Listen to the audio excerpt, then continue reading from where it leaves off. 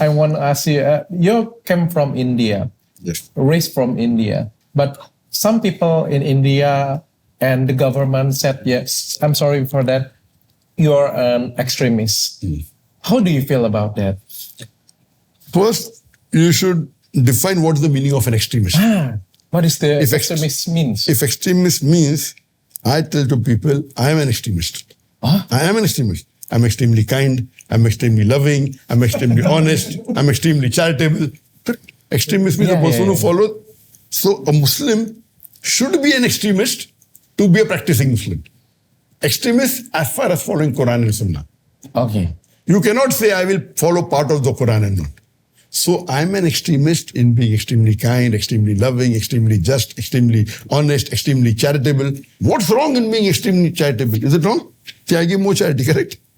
I'm extremely kind, I'm extremely loving. You should not be extreme in the wrong direction. Okay.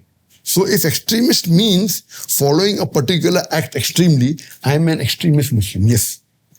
You cannot be, you have to follow the Quran extremely. If you follow Islam partly, you're not a good Muslim.